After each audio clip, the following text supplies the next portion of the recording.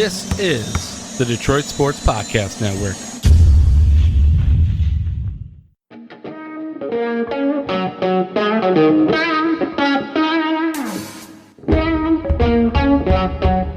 The biggest icon in podcasting.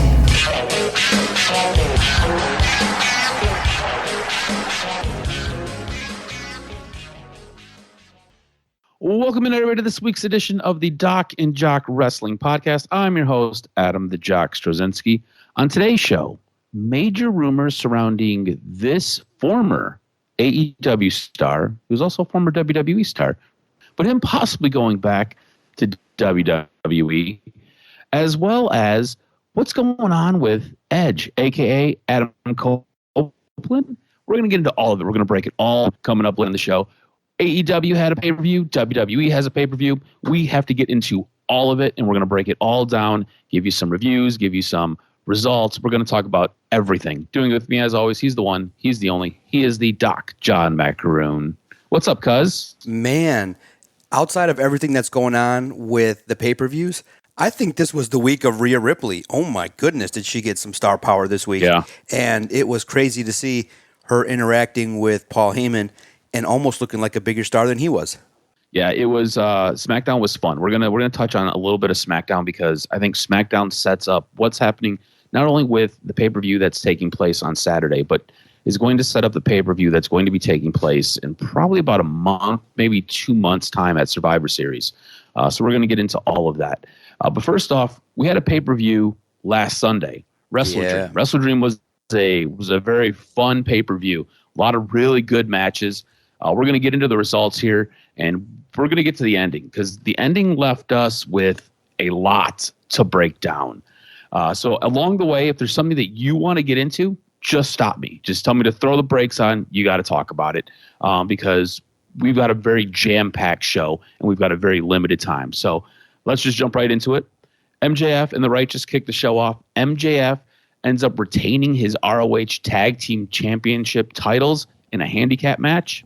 After that, Eddie Kingston defeats Shibata to retain the New Japan Strong title and the ROH World title. Chris Statlander and Julia Hart had a very good match to retain the TBS title. Again, ladies getting a little bit more love on AEW, and Julia Hart, Chris Statlander specifically, really showing why they deserve it. Great job by them.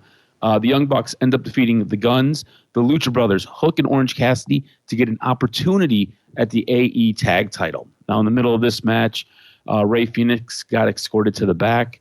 Looks like he's okay. He was able to wrestle this Wednesday. He is cleared to go, but dealing with a few injuries. It seems like anybody who carries that international AEW championship is always a little bit banged up. Swerve Strickland defeats Hangman Page in a pretty epic match. It was a lot of fun. Yes. Ricky Starks. I do think that Swerve held his own and I think became even more of a bigger star. And I think it was a good opportunity, too, because it was in his hometown. I think that he elevated his game. And I thought it was kind of a surprise win, to be honest with you. Being of what Hangman's stature was, to see Swerve get that opportunity, especially in his hometown, was really interesting to see, especially when we've been clamoring for new stars to be created. Swerve has something that you have to take advantage of.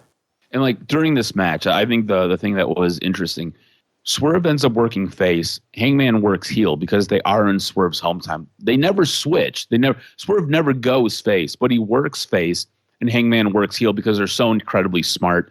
And it made for a much more interesting, complete match. So really, really good match here. You then had Ricky Starks defeat Wheeler Yuta. It seems as though Ricky Starks is on his way to face Jon Moxley. Yep. We'll see how that works out later on. Bryan Danielson beats Zack Sabre Jr. in a good match. It sounds like this match, actually, this could have been match of the night, honestly. This was a fantastic match. But it sounds like this match is going to get another one, whether it's going to be at Full Gear or it's going to be at a New Japan event. We have not seen the last of these two guys wrestling each other. It sounds like we are in line for a best of three, which is great for all of us. You then had the Callis family defeat Jericho and the Golden Lovers. FTR defeated Aussie Open to retain the AEW tag team titles. I felt like this match specifically would have had a little bit more if Aussie Open had a little bit more build with FTR. Kind of felt like this match was thrown together over the course of a week, and this is what we got. It was good, but it felt like it just kind of missed the mark a little bit. Yeah, my only complaint. And then we got to our main event. Yeah, real fast. My only complaint, I think I said it in the group chat, I think the card could have been reordered in regards to kicking off the show with a little bit more of a high-paced match. I thought kicking off the show was a little bit slow-paced, and it kind of eased into everything.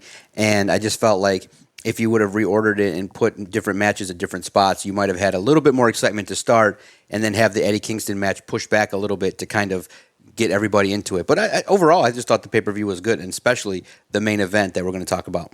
Yeah, so then we have our main event. And Christian Cage defeats Darby Allin in a best 2 out of 3 match for the TNT title. And I think once we all heard that the TNT title was going to be the main event, you kind of knew Edge, a.k.a. Adam Copeland, was showing up. It's going to be weird calling him Adam Copeland for a while. Even in the notes here, I've got him listed as Edge. But you knew he was going to show up, or at least you knew there was the possibility he was going to show up. That being said, let's delve into this match a little bit, because this was a physical and brutal match. I kind of shrink back in my chair thinking about Christian Cage taking Darby Allin and throwing him off of the corner of the stairs to get a pinfall, because Darby Allin was hurt and laid on the outside for a 10 count. I thought this match was insane. Darby Allin, I am nervous for. And I know we've talked about this before in the past, but you have only so many hits you can withstand like that before your tick counter goes to 0 and you can't do it anymore. Darby Allin takes a lot of high risks, takes a lot of heavy bumps, and his bump meter is quite up there. This was another one of those matches where it helped elevate his bump meter. What did you think of Christian Cage defeating Darby Allin? And in the end, you had Nick Wayne turn on Darby Allin to join Christian Cage. Overall, thoughts on the match before we get into Edge showing up to kind of save the day here? Yeah, man, everyone has been talking about how this has been the best work that Christian has done, moving around the ring, his experience, really using ring psychology, and I think the perfect partner that he could face was Darby Allin. I thought it was a great match that they both had together, and they could play off of one another. Yeah, Nick Wayne is a real interesting young cat that had obviously a squash match against Luchasaurus in the free event, in the free part of the night. But I just felt like, wow, Christian Cage, not too often featured in the main event, but once you give him the opportunity, he's going to really grab the reins and take care of business. And I think that even in his elevated age, his experience, he's having, I do agree, arguably one of the best runs of his career. And you saw, obviously, Sting trying to come down, and then all of a sudden the music hit and everybody went apeshit. And I was like, the biggest thing that was really cool in what AEW has been able to do is you get the Rated R Superstar with his theme music. And that's just really, really awesome to see, because it allows everybody to kind of recall why this man is the biggest superstar, in the history of wrestling, one of them. And you get him basically in the form that we all know him. So that's really cool. And I think that's a great opportunity. And I think I was blown away that WWE let go of the trademark Rated R Superstar, because I think it's so unique. But hey, if you can take advantage of it, Tony Khan did. Yeah, and just to kind of fill in the gap here, Sting comes down to try to save Darby Allin. He ends up getting taken out. It's a 3-on-2, as it's Christian Cage, Nick Waynes, and Luchasaurus just going to town on Darby Allin and Sting. And all of a sudden, you have Edge, a.k.a. Adam Copeland's music hit. There's a slight change where it says "You Think You Know Him," which was voiced by Beth Phoenix, if you don't know. You basically get WWE's Edge in AEW, but he goes by the name of Adam Copeland. The only thing he couldn't take with him was the Edge name. And it's weird because a lot of people still, like, if you listen to the post wrestling presser, everybody referred to him as Edge, and you would have to have Tony Khan constantly correcting him. It was funny to watch, but this is very reminiscent to getting Hulk Hogan in WCW. Like, you had Hulk Hogan wearing the red and the yellow, and he was in there as Hulk Hogan, and he went from WWE or WWF at the time to WCW, and you got him in his full iteration. You got him as himself. You're getting Edge. Now, the name has changed. It's Adam Copeland, but you are getting him as himself. You're getting his music. You're getting his moniker. You're getting everything. Again, he steps into the ring, saves Sting, saves Darby Allin, ends up hitting Nick Wayne and throwing a chair at Luchasaurus. Christian Cage bails out of the underneath of the ring and runs up the ramp, which then sets up Wednesday. And Wednesday, Edge comes out and is introduced by Tony Schiavone, kicks Schiavone out of the ring, and has a really cool, it was almost a surreal promo. He refers to himself in the third person, refers to himself as Adam Copeland. I think he's still a little uncomfortable doing it on the microphone, but it was cool to see. Calls down Christian Cage, calls him by his real name, Jay. Says, Uncle Jay, that's what his kids call him. He says, Jay, get down here. Doesn't call him by Christian Cage. It was a little bit weird. I don't know if that was the way it was supposed to go or if it just kind of was off script. But either way, it was cool to see. Calls Christian Cage down to the ring and basically says, you're a dick, but you're not this big of a dick. Like, we need to team together. We need to show everybody why we are a great tag team. And Cage comes in for an embrace and grabs the microphone, and behind Adam Copeland's back, he says, go fuck yourself, and gets out of the ring. Look, I thought the promo was fantastic, and I think it's going to be fun to watch him work with Christian again. I also think Christian does such a good job being a heel. He sucks you in. He gets you invested in himself, and he's going to get you invested in Adam Copeland. And I thought this was a great way to kick off his AEW run. What were your thoughts on Wednesday night? You have the promo. You've got the interaction between Christian Cage. You got Christian Cage basically voicing his answer of go fuck yourself that had to get bleeped out. You have him working with Christian. Again, down the line, he's going to be working with Christian. Sounds like he's going to have to go through basically the entire group that Christian runs with to get to him. He's the big bad boss at the end. What are your thoughts of this? And this essentially being Adam Copeland's first ride at AEW. Yeah, a lot of interesting things too, because you got to see the beginning of the show, Adam Copeland looking at and interacting with Chris Jericho and Kenny Omega, talking about their disdain. That was fun. That was like the most Canadian moment ever. Exactly. Everybody in that shot was super Canadian. Exactly. And so it was just really special, and it's just really cool to see. Now, the big two questions were that kind of emerged that got the internet wrestling community all talking was, how come Edge didn't come out when Kenny Omega was getting his ass whooped? And why have that behind-the-scenes segment if he's not going to help out? So I look at it and I say, it's interesting how that could play out, maybe planting seeds for a future feud, because he did say he wants to fight the Kenny Omegas of the world and all the dream matches that he wants to have. If you go back to that promo early in the show, yep. Kenny Omega looked uncomfortable. Yeah. Kenny Omega, like Chris Jericho was like, hey, man, good to see you again. Kenny Omega was like, nice to meet you. Exactly. And I don't really know. So you're right. There's a little bit of a seed there that they planted early on, and then you have that happen later on. So it's a very, very good observation by you. Yeah, it's interesting to see because a lot of times when someone's face is getting whooped on, then you start to see others try to come down and help him. But nobody in the locker room likes Kenny Omega. It was interesting. So it was cool to see Hobbs, too. I think that they really took the opportunity for Dynamite to elevate Hobbs in a new way, which was amazing.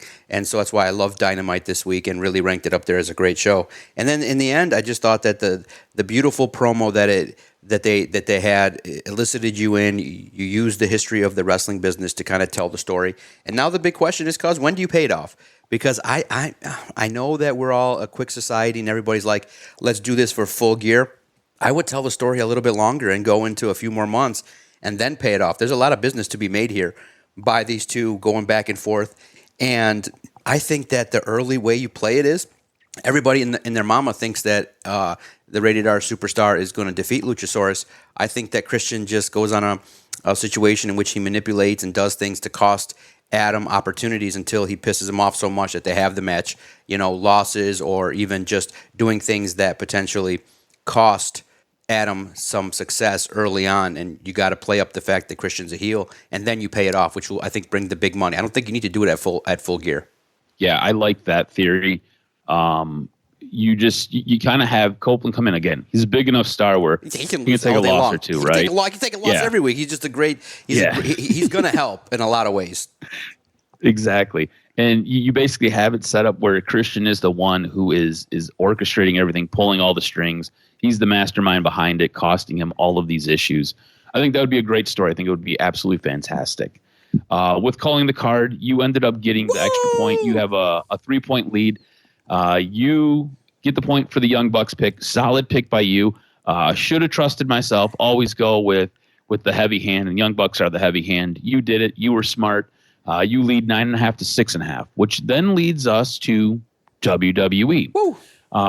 So, like we said in the open, SmackDown really has given us a bit of a pay-per-view for Survivor Series. Hell yeah. It is getting us ready for Fastlane, but SmackDown went off the air on Friday night with the Bloodline and the Judgment Day on the outside of the ring, while you had the likes of John Cena, you had Cody Rhodes come down, you had Jey Uso, and you had LA Knight all in the ring. They're missing their fifth person for what I'm assuming is going to be the War Games match. We don't know who that's going to be yet, but it's going to be Solo, it'll be Jimmy, it'll be Finn, it'll be Damian, and it looks like it's going to be JD McDonough. Yeah. Or I'm not sure if it's going to, I mean, it looks like it's going to be JD, maybe Dominic, but I'm assuming it's going to be JD McDonough. I think at a certain point, JD is going to be that fifth member. He's going to be inducted into the Judgment Day. You're going to be going against all those guys I just named, and that's going to set you up for War Games. This helps set you up for Fastlane. Real quick before we get into our Fastlane predictions, where are you at for Survivor Series / War Games, and what do you think about how SmackDown went off the air? Because I thought it was awesome. You touched on it earlier with Rhea really getting a lot of shine. And I will say this, when she showed up on Raw, I was like, finally, the leader of the Judgment Day is back. And the Judgment Day just seems so much more powerful with her in that group and with her with the microphone kind of orchestrating and conducting business. And then her to sit down across from Paul Heyman and basically tell Paul Heyman he needs to acknowledge her. I was like, go get it, girl. Like, you deserve this. You own this. You are such a badass. Rhea is the shit for real. And in her run this week on both Raw and SmackDown, and then what we got at the end of SmackDown was absolutely fantastic. Yeah, absolutely. Dun, dun, dun. She took advantage of the John Macaroon rub, baby. Once she got into the stratosphere of the DOC from DSP, things just went up for this budding superstar. And I thought, yeah, take advantage of that rub you got. If you don't know, man, what an ordeal. Spent 6 hours trying to take a photo for 5 seconds with the women's champion, and it was cool because all I was I think she wanted to spend more time, but they were just rushing because of how everything played out. So it was really cool. You can check out the Detroit Sports Podcast Instagram, and I posted it all there. It's all fun. Man, Rhea just looks the star. When she said acknowledge me, it almost looked believable. Like, oh my goodness. And you never know, what this can mean in regards to where this takes it. And the blessing is we're going to get an opportunity to see what this means because Roman's going to be back next week. I'm excited. I think Rhea is a star. And when you put her with other stars, it just is going to elevate her stock, her brand, everything that she's got going on. She's emerging as the leader of the Judgment Day, which naturally you'd think would happen, especially the way she's been treating Dom and things like that. And then the next layer can be, how do the boys handle that, being that they're alphas, and how this is going to go? How does she lead the group? What kind of direction does it go? It could even be, she could be a wonderful leader on par with the tribal chief. So it'll be very interesting to see. It was a great opportunity to see, and the way Paul Heyman played it out, he's like, I can't just do that. I have to, everything that we do in the bloodline goes through Roman Reigns. And she's like, you better acknowledge me. And she was all serious, and it was great to see how that played off at the end of SmackDown. And it's really cool. And again, Paul Heyman is just really, really deserves kudos for when he's on the screen, his stuff moves the needle. And even though we all joked and said the bloodline situation was only in the third inning and let's move it along, the different iterations have been carrying the show for multiple years. And that's just a testament to what the man can bring to the table, a creative wizard. Yeah, no, you're absolutely right. And Paul Heyman has continued to reshape the bloodline storyline and keeps giving us a little bit more here, a little bit more there. Just when we think we're tired of it, he's like, here, hold on, I got more for you.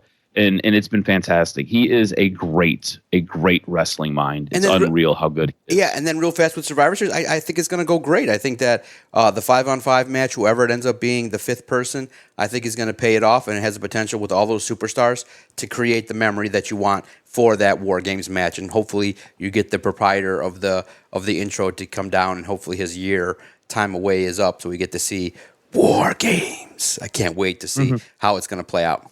It'll be interesting because if you hang around long enough, I might have a name that might be that fifth entrant into that match. We're going to talk about it a little bit later on. It's going to make a lot of people pop and a lot of people excited. So we'll see. So stick around for news and notes, but let's get into our Fastlane predictions.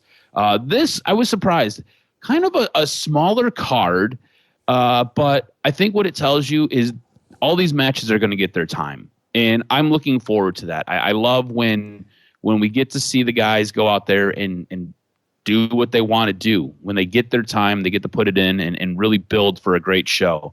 We kick it off with a 6-man tag match. We've got LWO versus Bobby Lashley and the Street Profits. This is basically Bobby Lashley's new faction, showing that the Street Profits have a little bit more of an edge. I read an article with Montez Ford basically saying, look, we're not heels, we're not faces, we're whatever we want to be. We're dealing with real-life situations with guys who are hungry. So if that makes us heels, it makes us heels. If we're faces, we're faces. We're just going to go out there and we're going to perform. It's essentially what he said. With that being said, I think the Street Profits win this one. And Bobby Lashley, who do you think wins it? Who do you think wins this one? Yeah, absolutely. I think that after the wake-up call that they got for potentially getting kicked out because they pissed off Bobby Lashley, they're going to handle business and do their thing. All right. That moves us on to John Cena and LA Knight versus Jimmy Uso and Solo Sikoa. Man. I want to say John Cena and LA Knight win this, but it's the bloodline. There could always be something crazy that happens. Roman's not involved, so I'm going to go John Cena. I'm going to go LA Knight. They get the victory here.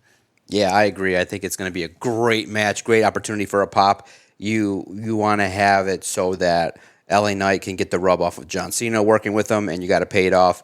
And this one probably has a higher potential of being a no finish or DQ or something weird happening. But I hope that it's LA Knight. And man, if there's a segment from this week that you want to just definitely go back again and look, man, the promo that he cut on Paul Heyman was pretty good too to start SmackDown. So I think LA Knight and John Cena deserve the cheers. Absolutely. All right, we then have the undisputed WWE Tag Team Championship match. You got Finn Balor and Damian Priest defending their belts against Cody Rhodes and Jey Uso. How do you see this one playing out? Man, do you take the belts off of them? No, I think this is where the opportunity comes where everything kind of handles business and things like that. So I think that obviously the bloodline retains. There's something that happens that obviously costs Cody Rhodes the match, but elevates the feud to continue because you need it to continue. And I think the way in which it's going to be is it's, maybe Jey Uso's distracted a little bit to plant the seed of, hey, did Jey screw Cody in some kind of way? The idea is the big question mark, the thesis has been, can the roster trust Jey Uso? And something may happen that questions that, but Cody has to just rely on and moving forward, hey, I trust Jimmy. And everybody's telling him, look, man, he's doing this, he's doing that. This is another sign. So I do think that the Judgment Day retains. Also, think about this. You've got Jimmy Uso on the same show as Jey Uso. Yep. Jimmy could play a factor. Again, remember, Bloodline and the Judgment Day are teaming together. So expect some shenanigans. I'm going to go with Finn and Damian as well. I think Judgment Day retains their belts. I think there's some shenanigans with Jimmy and Solo.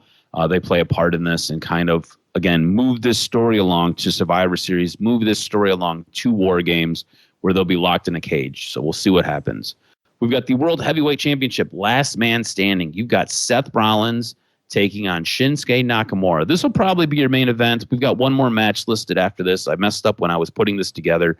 How do you see this one playing out? We talked a couple of weeks ago where it kind of feels as though WWE has booked themselves into a corner with Nakamura, and it almost feels as though he has to win. Maybe Seth Rollins needs a little bit of a break. What are your thoughts? Man, do they give it to Nakamura on Fastlane? Do they do it now?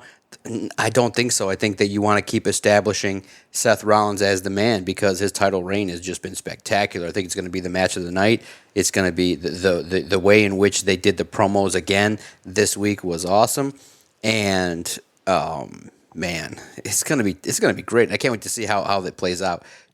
I would love it if they did swerve everybody and give the belt to Nakamura. I think it would be a spectacular situation to have Seth chase it again, or to have something, maybe even a new wrinkle to this feud that could carry it on and carry it on into even Survivor Series. So I got Seth Rollins, but I'm hoping that they all prove me wrong and they do something different because it would shock everybody. If tonight Shinsuke Nakamura is the world champion, that'd be awesome to see him with the belt and acting a fool as a heel. I'm probably going to give you another point here. Like I said, I thought they've booked themselves into a weird spot. I feel like Nakamura has to get the belt. I think you could do a good story with Seth chasing Nakamura for a little bit, and Nakamura just being like, nope. So I'm going to go with Nakamura. I told myself after our last pay-per-view where I picked Nakamura, I said, you're never picking against Seth Rollins again, but here I am. I'm picking against Seth Rollins. I just feel like this is where they've led me to. So I'm going to go Nakamura, and I'm probably giving you the point. We have one more match. It is the WWE Women's Championship Triple Threat match. You've got Io Sky defending against Charlotte Flair versus Asuka. How do you see this one playing out? It's weird because Charlotte is always the person who seems to end up with a belt. Asuka didn't even ask for a match, it sounds like, but that's what she's getting. And Io really hasn't done anything with that belt, and I was really hoping for more for her, and I don't know if we ever get that. How do you see this working out? Nope, retain, baby. I think it'll be a great match, and there'll be an opportunity for everybody to get their shit in, but in the end, the champ is still there and will retain, and it's going to be, I think, a sneaky match that will have an opportunity to steal the show and have an opportunity with false finishes and everybody getting behind Asuka, Charlotte, Io Sky. It's going to be great because this is an opportunity for everybody to get their shit over, and they need to because the women have been more of a focal point on multiple shows, and they need to kind of continue to hold the mantle for getting more time and having opportunities. I'm going to go with Io Sky as well. If you stick around for news and notes, which is coming up next, there could be a possible run-in in this match, and we'll tell you all about that as well. So really quick, running down the card, we both have the Street Profits and Bobby Lashley beating LWO.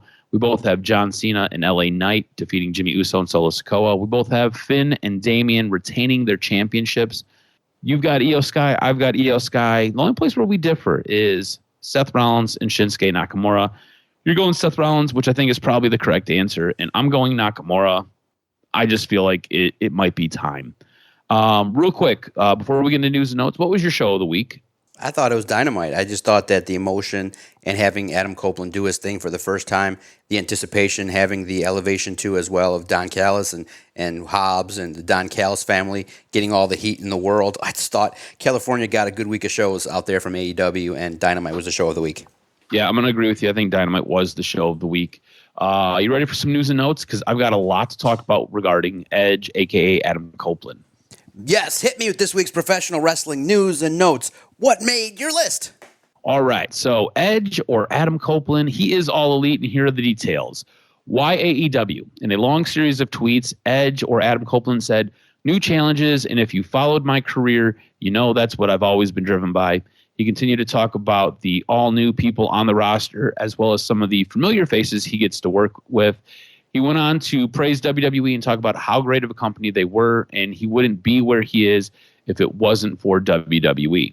Now, the contract details. Tony Khan stated that Copeland is with AEW full-time and will be with AEW every week, wrestling regularly. What does his immediate future look like? In the post-show media scrum, Tony Khan announced Copeland's first AEW opponent and what date that match will take place. Khan stated that Copeland will again appear on Dynamite this past Wednesday, like we've seen on October 4th.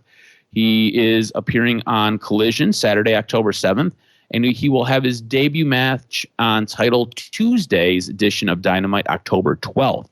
That match will be against Luchasaurus. Copeland also mentioned that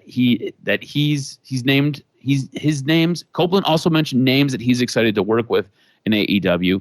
Some of those were the likes of Samoa Joe, Sting, Nick Waynes, Swerve Strickland. So expect those people to be in his very near future. Now, naming and music. It was weird because most wrestlers don't get to keep their name. Most wrestlers don't get to keep their music. How is Edge/Adam Copeland allowed to use a lot of his WWE naming and music? Well, according to Fightful Select, WWE never held exclusive licensing rights to Alter Bridge's Metalingus, so there was nothing preventing AEW from also licensing the song. As for Adam Copeland using the Rated R Superstar nickname, Fightful noted that WWE had allowed their trademark for this term to lapse, and he hadn't renewed it ahead of Copeland leaving. Per Fightful, there was some within AEW who were surprised about this. I mean, we were all pretty much shocked about this. So what will his impact on AEW and WWE's reaction be? Per Fightful Select, the reaction to Copeland joining AEW has been unanimously positive based on the conversations with a number of AEW sources. The report noted that Copeland is expected to have a significant presence within AEW after expressing interest in helping out in a number of capacities. A longtime AEW talent spoke with Fightful about Copeland's filling in the gap in the company that CM Punk left behind, and with this talent acknowledging that Punk had been helpful to many within the company during his AEW tenure. Also, another AEW talent told Fightful that while they weren't officially in the know, Copeland joining AEW was the worst-kept secret in wrestling. The report ended by noting that the overwhelming consensus was positive within AEW. Fightful Select had more this time from WWE, saying some within WWE said it became obvious to them early on in the summer that Copeland was going to leave WWE when his contract was up. The report noted that sources that had worked with Copeland would speak as if it was a fact that he was jumping ship as early as August before his final WWE match against Sheamus on August 18th was announced. Fightful stated that sources that they spoke with noted that Copeland left WWE on good terms and that he would be welcome back to WWE if he chose to return. The report ended by noting that the overwhelming consensus was that those within WWE are happy for him. Speaking of WWE and AEW, when does former AEW star Jade Cargill debut for WWE, and where will she be? A recent report indicated that Cargill is expected to start on Monday Night Raw's brand. Per PW Insider Elite via Fightful's Sean Ross Sapp, Jade Cargill is stated to appear at this Saturday's WWE Fastlane pay-per-view, according to multiple sources. The report notes that Cargill is expected to be at Raw and SmackDown television tapings this week, as well as the expectation is she will then transition to a full-time role on Raw. I'm just going to put this out there. I'm assuming Jade Cargill is coming in and she's going to work with Charlotte immediately. So I expect her to possibly run in and attack Charlotte Flair in this match, leading to Io Sky winning. So I'm just going to put that out there. My own thought. I don't know. Just putting stuff together. We'll see what happens. This Impact star is now a free agent after spending 6 years with Impact Wrestling. Many fans have been wondering what's next for Sami Callihan, following his departure as his contract expired on September 30th. Speaking with Fightful's Sean Ross Sapp, Sami Callihan discussed his departure from Impact Wrestling. He said, "It's one of those things we could not come to an agreement on what I need to be paid to stay, because I believe I offer more than what's really happening. In professional wrestling, I think I'm more than just a professional wrestler at this point. I think I've proven that time and time again. I think my fingerprints and blueprint is all over professional wrestling, not only on the independent scale, on a national television scale. At this point, we just couldn't come to terms. I think both parties thought we were going to figure out something, so it kind of kept getting pushed back, and then when push came to shove, just didn't work out." As previously reported, not by us, by other media outlets, former three-time AEW World Champion Jon Moxley has been pushing for All Elite Wrestling to sign his real-life friend Sami Callihan. Reports are that both AEW and WWE are interested in him, but it sounds like more of a backstage hand than in ring. So we'll have to wait and see. And I will leave you with this regarding Survivor Series and who that possible fifth man could be. Put this out there, rumor. Word is CM Punk is in conversations with WWE to make his WWE return at Survivor Series. Yes. Which is taking place in Chicago. Oh. So I could see this going both ways. I could see it actually like there being some legs to this rumor, and I could see this just being gossip. We'll have to wait and see how this plays out. But he could be your fifth man at Survivor Series and could be back in WWE before you realize it. So that's going to do it for this week's Wrestling News and Notes. There was a whole lot there. A lot going on with Edge, a lot going on with Jade Cargill. Now everything's going to start stirring with CM Punk, and possibly Sami Callihan is All Elite. We'll find out. A lot going on in wrestling. Man, full pause. Could you imagine? I think the best way to do it would be you have the trilogy. If you want to give Nakamura the belt, then you just handle business. And the business is something happens where, okay, I'm going to book it real fast in 90 seconds. If Nakamura wins tonight, you get the rematch in Survivor Series. Final match, cage match, something happens, bop, bop, bop, bop. Nakamura, Rollins 3. And then Rollins is about to take the title back. Everyone's cheering, boom, boom, boom. And then CM Punk comes back and handles business and costs Seth Rollins the title. You get the opportunity for everybody to be happy. Crowd goes apeshit. You set off the feud that's been online and for years in the making. You handle business, and unfortunately for CM Punk, he's going to take the L in the first situation. But in the end, you handle business and you make money, and you maybe get the opportunity in a more structured environment that you keep this dude from fighting half the roster. It'll be exciting. Yeah. I think there's some things you can get some closure on. And I think right away, right away, he handles business that first night in Chicago, and then the next night, Triple H walks out and treats it like, why the hell did we let this happen? And he just comes out and says, because I'm a worldwide phenomenon, and you start telling that story again. And you figure it out. He's like, I am change. This is what it is. I am changed. And then so here's the deal. Real quick, on your Seth Rollins booking, I like the idea. If you go back and you rewatch his promo this week, there was a lot of stuff pulled from CM Punk when he was in ROH. It was a very similar promo. It was similar, but they're saying, the internet wrestling community is saying, it's not exactly, that kind of stuff. There's so much from CM Punk, but I think it's just a way to downplay it and have a big surprise. But man, I think there's a lot of business you could tell, but you got to keep the man in check, and you got to have it. Yes, you got to do it the right way. You can't. He is a deranged pit bull that has to constantly be on a leash. Yeah, and I don't know how you do that. I mean, the only way you do that is you put him with Paul Heyman, or you put him back with somebody that can keep him under control and make business sense. But we'll see how it all plays out. Such a good week of wrestling. Man, I can't believe that Fastlane is tonight. It'll be interesting to see how it all plays out. Make sure you follow Adam on Twitter at AdamRSJRZ. Follow the network at Detroit Podcast. If you agree or disagree with any of our predictions, hit us up. I can't wait to see how this card shakes out. It's going to be a great week of wrestling with so much news and notes and information and so much background. Oh, man, it's going to be great. Can't wait to fire up the microphone next week for the latest and greatest edition of the Doc and Jock Wrestling Podcast. Thanks, everybody.